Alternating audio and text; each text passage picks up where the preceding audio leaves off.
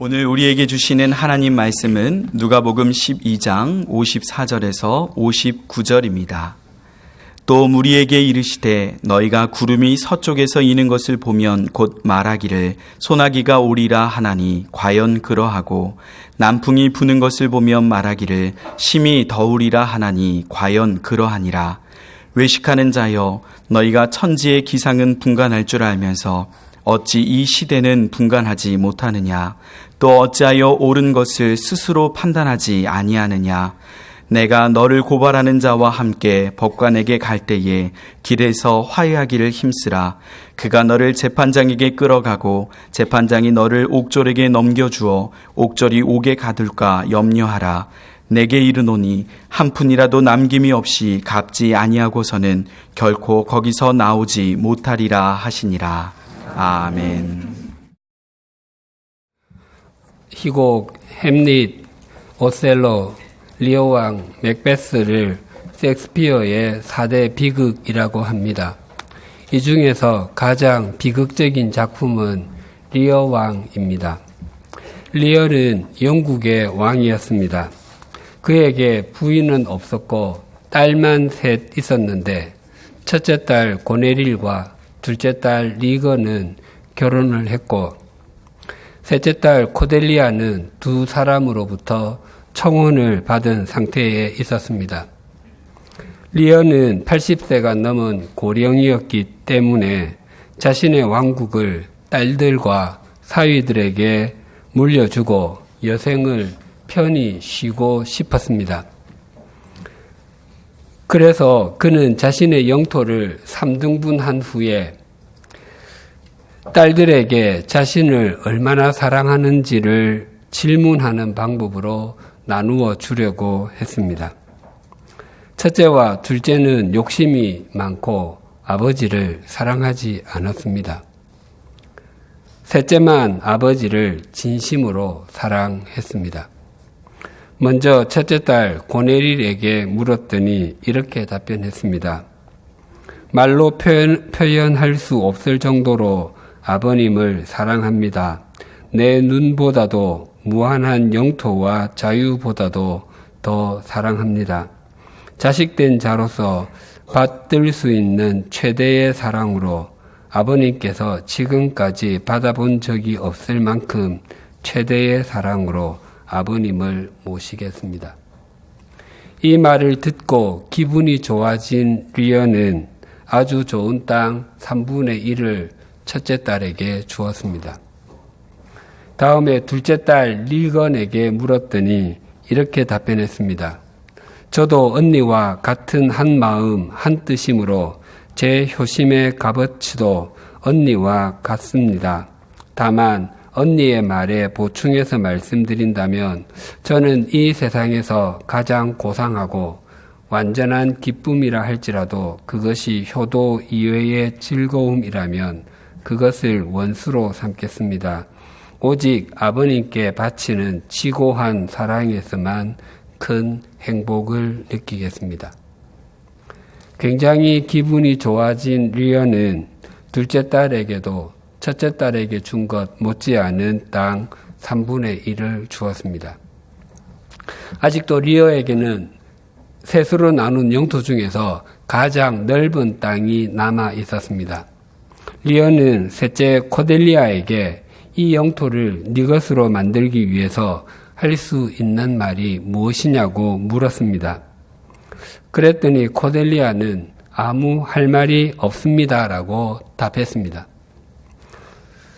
순간 당황하고 놀란 리어는 아무 할 말이 없다면 아무것도 받을 수 없다며 다시 말해보라고 했습니다. 셋째 딸은 이렇게 답변했습니다. 아버님은 저를 낳으시고 기르시고 사랑해 주셨습니다. 마땅히 답례를 올리는 것이 저의 의무입니다. 아버님께 복종하고 아버님을 사랑하고 존경하렵니다. 그런데 언니들이 정말 아버님을 그토록 사랑한다면 어째서 결혼을 했다는 말입니까? 제가 결혼한다면 제 배우자는 제 애정과 관심과 의무의 절반을 가져갈 것입니다. 아버님께 효도만 할 것이라면 저는 언니들처럼 결혼하지 않을 것입니다.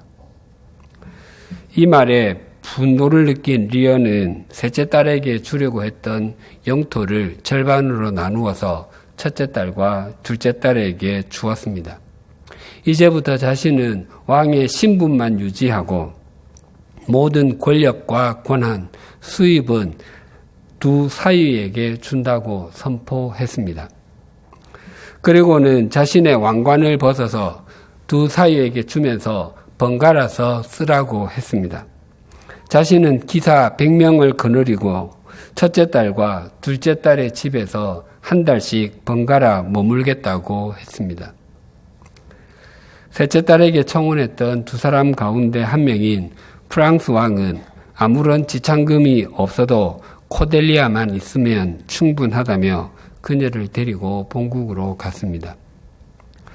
그러나 두 딸의 집을 오가며 편안한 여생을 보내겠다던 리어의 생각은 착각이었습니다. 리어는 첫째 딸의 집을 찾았다가 수모를 당했습니다. 심지어 고넬릴의 종도 리어의 말을 듣지 않았습니다. 첫째 딸은 아버지에게 기사 100명은 어울리지 않는다며 50명으로 줄이라고 했습니다. 화가 난 리어는 나는 또 다른 딸이 있다며 둘째 딸의 집으로 갔지만 그녀는 연방의 여행에서 금방 돌아와 피곤하다고 얼굴도 내 보이지 않았습니다. 잠시 후에 두 딸은 다시 같이 나타나서 아버지에게 기사를 25명으로 줄이라고 했다가 또 후에는 아예 없애라고 말했습니다.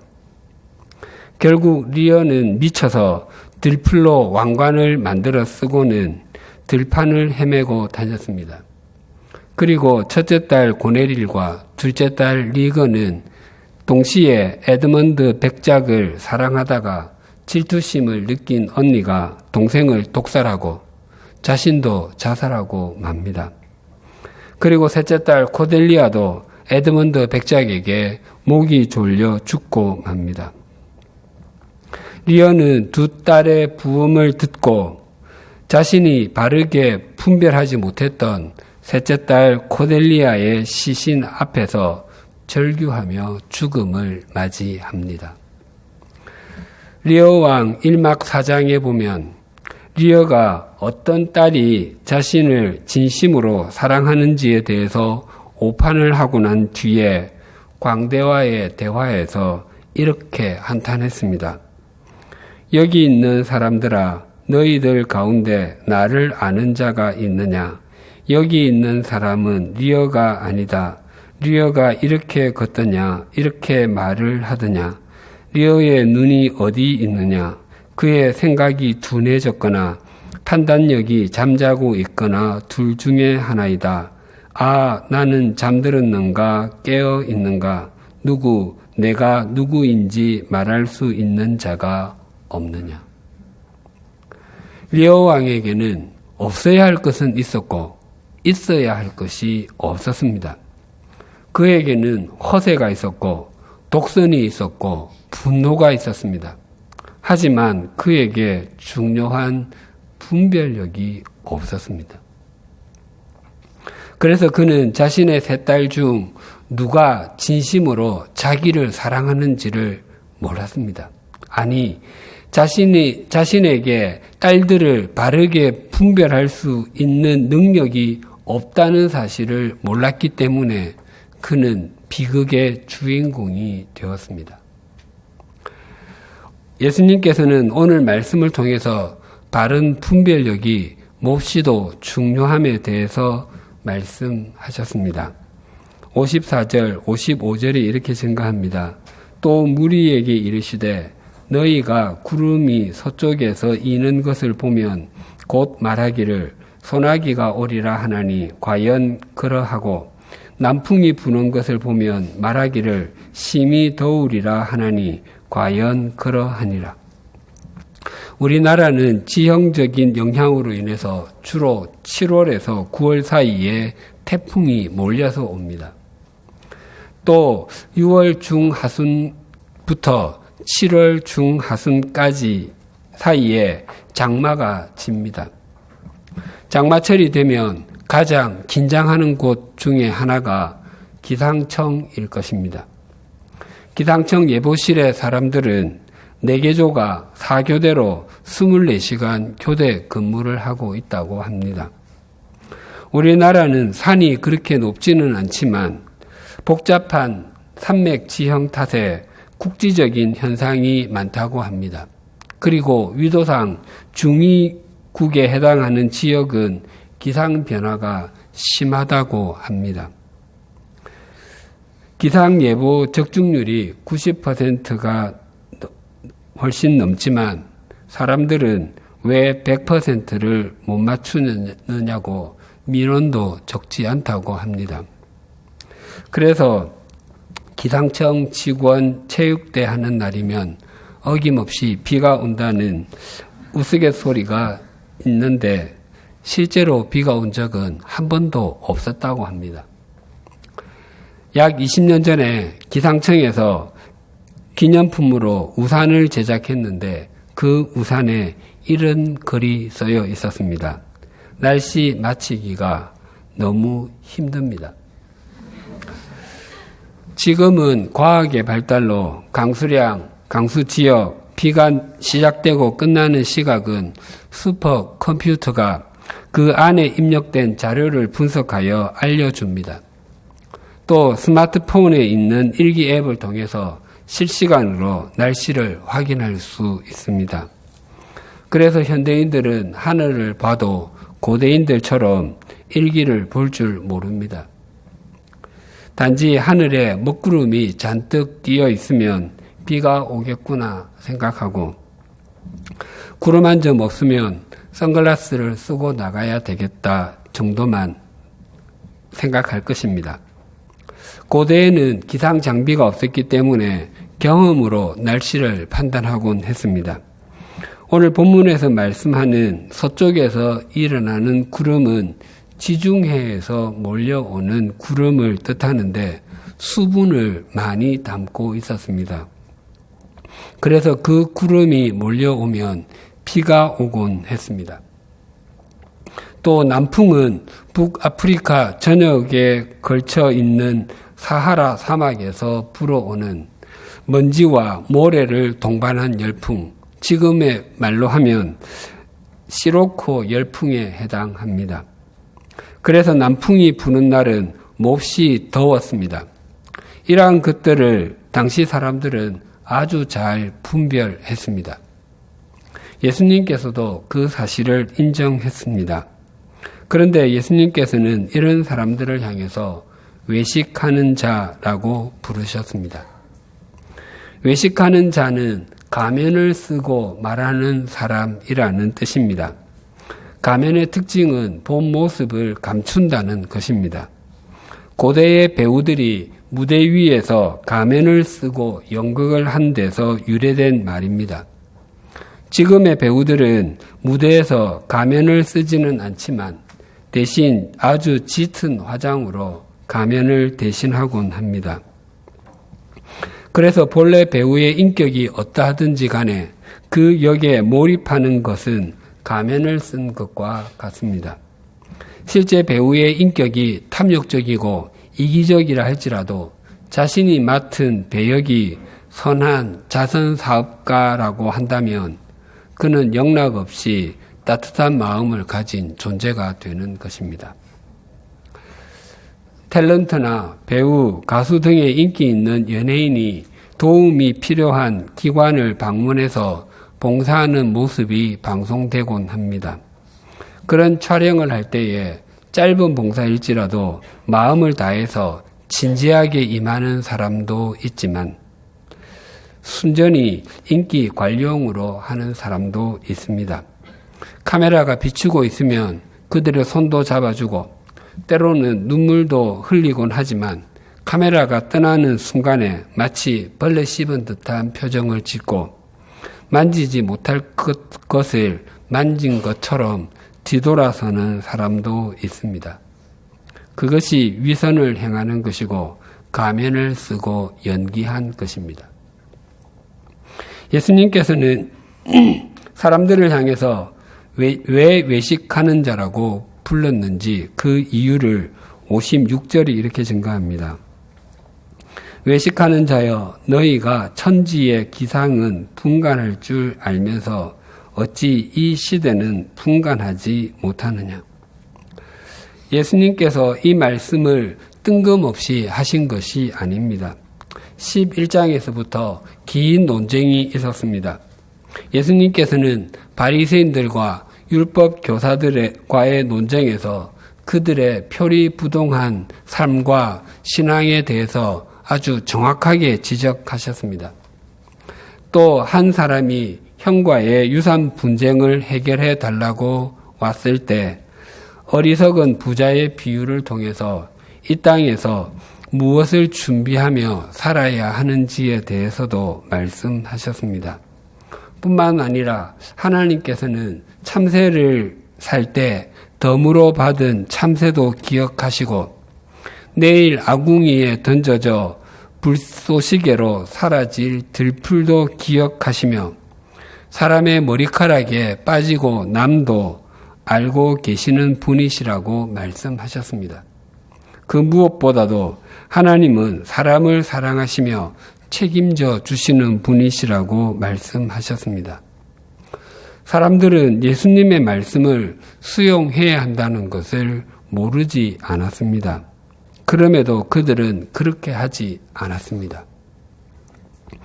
예수님께서는 말씀을 들은 대로 살아야 한다는 것을 알지만 그렇게 살지 않는 사람들을 향해서 안타까운 마음으로 외식하는 자라고 부르셨습니다.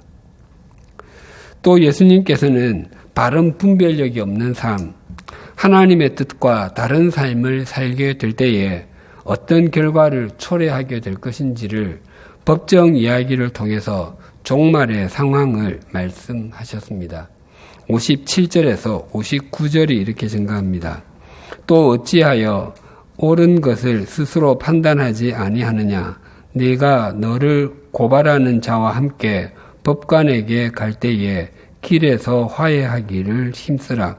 그가 너를 재판장에게 끌고 가고 재판장이 너를 옥졸에게 넘겨주어 옥졸이 옥에 가둘까 염려하라. 내게 이르노니 한 푼이라도 남김이 없이 갚지 아니하고서는 결코 거기서 나오지 못하리라 하시니라.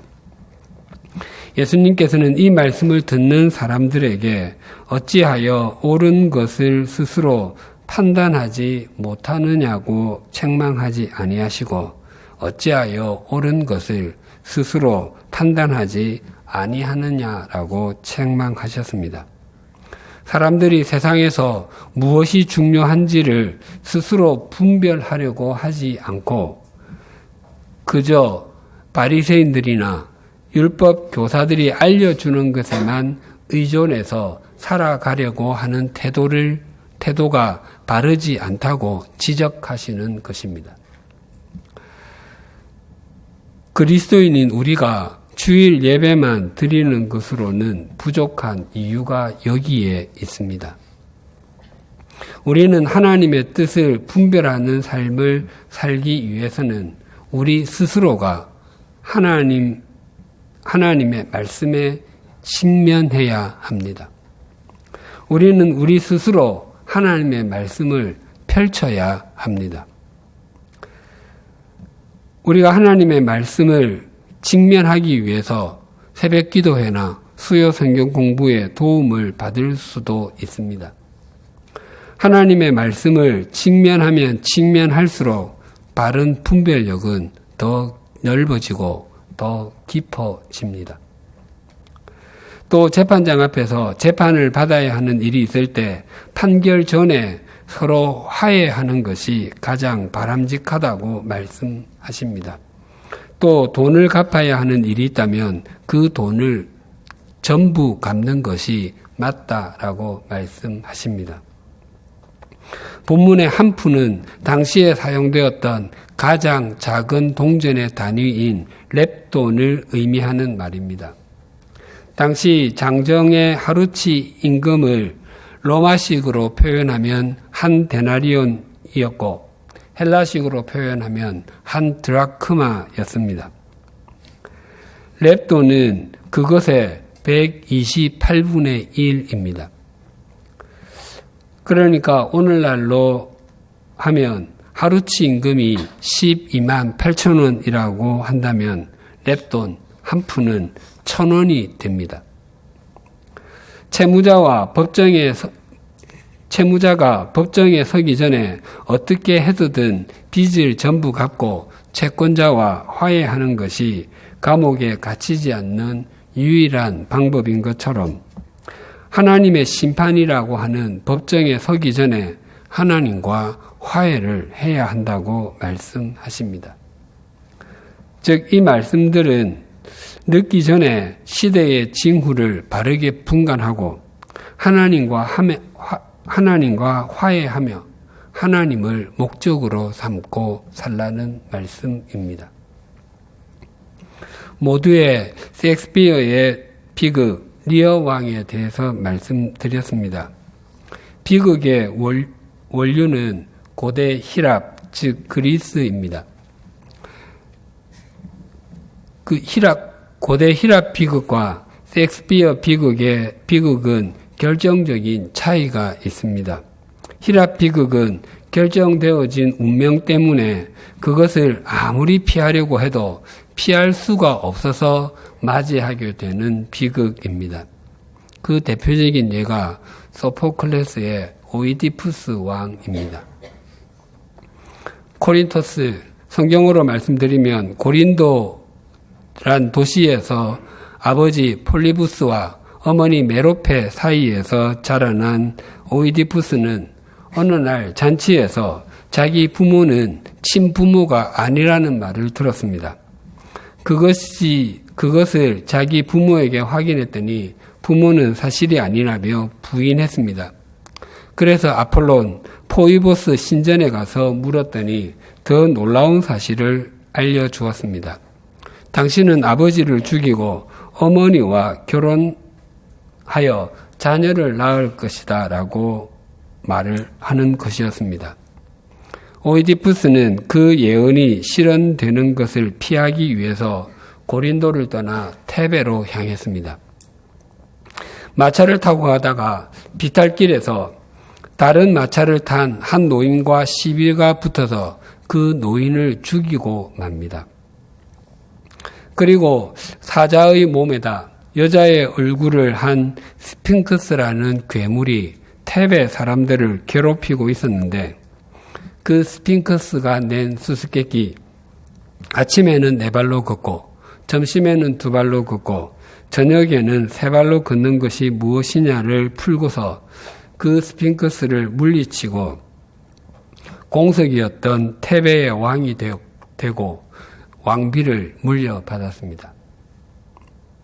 후에 오이디푸스는 기근과 역병의 원인을 해결하기 위해 원래 테베의 왕이었던 라이어스의 죽음을 추적하다가 자기가 원래 테베 왕의 아들이었고 자기가 죽인 마차를 타고 있던 노인이 바로 자기 아버지였고 자기가 물려받은 왕비가 바로 자기 친어머니였다는 사실을 깨닫게 되었습니다. 그 사실을 알게 된 어머니는 자살하고 말았습니다. 오이디푸스는 어머니의 황금 브로치로 눈이 있어도 보지 못한다면 소용이 없다며 그 눈을 여러 번 찔러서 그 눈이 멀게 되고 마는 비극적인 종말을 맞이하게 됩니다. 그런데 아이러니컬하게도 오이디푸스에게 자기 아버지를 죽인 사람이 오이디푸스 당신이라고 말해준 사람은 테이레시아스라고 하는 예언자였는데 그는 눈이 먼 사람이었습니다. 오이디푸스는 눈먼 예언자도 아는 자신의 운명을 피하기 위해서 그토록 발버둥을 쳤지만 그것을 결국 피할 수 없다라는 것입니다. 그래서 오이디푸스 왕에 나오는 비극을 운명 비극이라고 합니다. 반면에 셰익스피어의 비극은 주인공의 성격적인 결함에서 오는 비극이라 성격 비극이라고 부릅니다. 리어 왕은 자신에게 주어진 운명 때문에 비극의 길을 간 것이 아닙니다. 그에게 바른 분별력이 없었기 때문에 그는 그런 종말을 맞이하게 된 것이었습니다. 설교가 문학 강의도 아닌데 이렇게 길게 문학 작품을 말씀드리는 것은 많은 그리스도인들이 신앙생활을 오이디푸스 왕의 내용과 비슷한 것으로 생각하며 살아가기 때문입니다. 내가 아무리 발버둥 쳐봐야 아무 소용이 없어. 모든 것은 하나님 마음대로 하실 건데 뭐. 하나님의 뜻대로 모든 것이 이루어지니까 기도해봐야 소용없어. 이러한 말들을 합니다. 그러나 그것은 바른 신앙인의 태도가 아닙니다. 오히려 신앙생활은 리어 왕의 내용과 비슷합니다. 하나님께서는 우리 삶에 주신 상황과 환경, 삶의 자리가 있습니다. 우리에게 그것을 바르게 분별하고 바르게 해석하고 바르게 적용해야 하는 책임과 의무가 있습니다. 아담과 하와가 하나님의 말씀과 사탄의 말을 제대로 분간하지 못했습니다. 그 결과 하나님께서 주신 가장 완벽한 환경인 에덴 동산을 잃어버리고 말았습니다. 다윗이 나가야 할 전장에 나가 있지 않고 왕궁 옥상을 거닐다가 한 여인이 목욕하는 것을 보았습니다. 그는 그 상황을 바르게 분별하지 못했습니다. 그 결과 그는 말할 수 없는 낭패를 겪었고 자식이 자식을 죽이는 것을 보아야 했고 자식에게 쿠데타를 당해서 맨발로 도망을 가야 했습니다. 사도 바울이 사울이었을 때 그는 그 어떤 사람보다도 하나님을 향한 열심을 갖고 있노라고 자부하며 살았습니다. 그러나 그가 부활하신 주님을 만난 후에야 그때까지의 자신의 삶은 오판의 연속이었음을 각인하게 되었습니다. 그리고 그 눈에서 비늘 같은 것이 떨어지고서야 그는 일생 하나님의 뜻을 바르게 분별하는 삶을 살았습니다. 신앙생활에서 바른 분별력을 갖는 것은 신앙이 깊어지는 지름길입니다. 로마서 12장 2절은 이렇게 증가합니다. 너희는 이 세대를 본받지 말고 오직 마음을 새롭게 함으로 변화를 받아 하나님의 선하시고 기뻐하시고 온전하신 뜻이 무엇인지 분별하도록 하라. 하나님께서는 우리에게 이 땅에서 살면서 하나님의 뜻을 바르게 분별하라고 말씀하십니다. 그런데 하나님의 뜻을 바르게 분별하기 위해서는 조건이 있습니다. 그것은 이 세대를 본받지 않고 마음을 새롭게 하여 변화를 받는 것입니다. 이 부분을 NIV 영어 성경은 참 의미 있게 번역하고 있습니다. 본받는다는 단어를 conform으로, 변화를 받다는 transform으로 번역했습니다.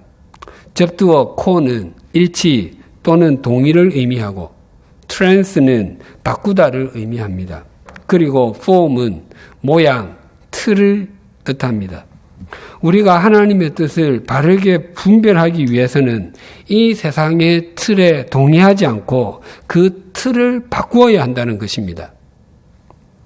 세상 사람들은 세속적 가치관이라고 하는 국수 틀을 가지고서 살아갑니다.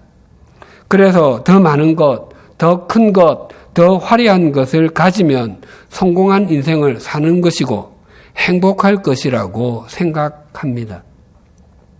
하지만 그리스도인들은 진리와 생명이라는 국수 틀을 가지고 살아가는 사람들입니다. 그런데 많은 그리스도인들이 그 틀을 바꾸려고 하지 아니하고 반죽 색깔만 바꾸려고 합니다.